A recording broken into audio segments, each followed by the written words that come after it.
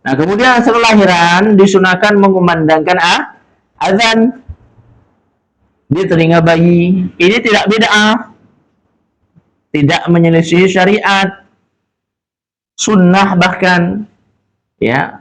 Hadisnya hasan sahih, bahkan bukan hadis maudhu palsu, bukan. Ya, sebagian orang yang menyampaikan ini hadis maudhu katanya ini orang lancang. Apa dia lebih pintar, lebih tahu, lebih alim daripada Imam At-Tirmidzi? Ya. Wa rawaina fi sunan Abi Daud wa Tirmidzi, perhatikan. Wa ghairihima an Abi Rafi' radhiyallahu anhu maula Rasulillah sallallahu alaihi wasallam qala Ra'aitu Rasulullah sallallahu alaihi wasallam adzana fi udhunil Hasan bin Ali hina waladathu Fatimah bis salat. Aku melihat Rasulullah SAW mengumandangkan azan di telinganya Al-Hasan bin Ali, cucu kesayangan Rasulullah, ketika dilahirkan oleh ibunya Fatimah bis salat, maksudnya azannya azan salat, radhiyallahu anhum. Qala Tirmidzi, Imam Tirmidzi mengatakan haditsun hasan sahih. Hadisnya hasan sahih.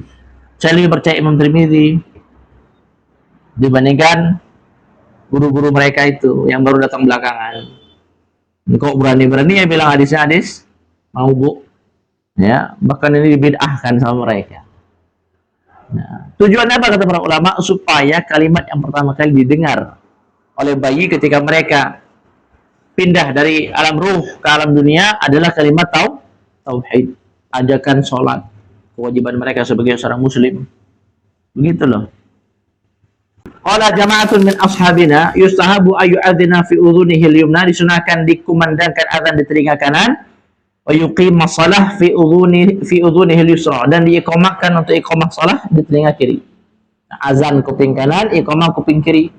Wa qad rawaina fi kitab Ibn Sunni anil Husain bin Ali radhiyallahu anhuma, di Ibnu Sunni dari Husain bin Ali radhiyallahu anhuma, beliau berkata qala Rasulullah sallallahu alaihi wasallam man wulida lahu walad, barang siapa yang dianugerahi anak, anaknya lahir, fa'adzana fi udhunihi al-yumna, kemudian dia kumandangkan azan di telinga kanan, wa aqama fi udhunihi al-yusra, kemudian dia iqamahkan di telinga kiri, lam yadurruhu ummus sibyan, tidak akan anak ini dicelakakan, dibahayakan oleh ummu sibyan.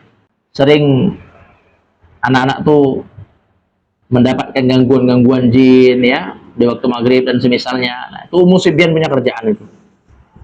Azan kan, ya. Ada yang mengatakan sakit yang sering dialami oleh anak kecil ketika masih kecil.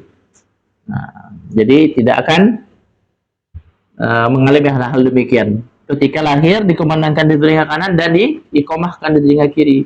Bahkan kata Imam Ibnu Hajar rahimahullah ta'ala di kitab Tuhfah, beliau mengatakan wa yusannu ayaqra fi udhunihi al-yumna fima yadhhar fa inni u'idzuha bika wa dzurriyyata minasyaitonir rajim. Ini yang dibacakan kepada Ibunda Maryam ketika beliau dilahirkan.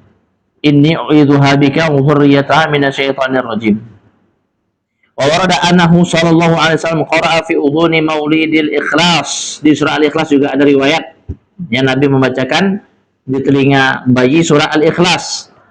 Nah, wa yusannu dzalika ayatan, itu juga disunahkan. Bahkan di kitab apa? Di kitab Hasyiah Bajuri itu antum lihat disunahkan juga dibacakan surat apa? Al-Qadar, ya. Nah, di surah Al-Qadar. Maka di antara yang disampaikan oleh para ulama di kitab Hasyiah Bajuri itu, ketika anak baru dilahirkan dibacakan surah Al-Qadar, maka dia akan dijaga dari faliyadzubillah, ya, dosa zina. Anak ini tidak akan jatuh ke dalam zina, ya, tulal hayah, sepanjang umurnya, sepanjang hidupnya. Nah, ini disunahkan, ya, oleh para ulama kita. Jadi bukan asal-asalan. Nah, amalan-amalan seperti ini sudah diamalkan mujarrab, terbukti dari ulama kita, makanya mereka ajarkan kepada kita kaum muslimin supaya anak-anak kaum muslimin jadi bagus, jadi baik, begitu.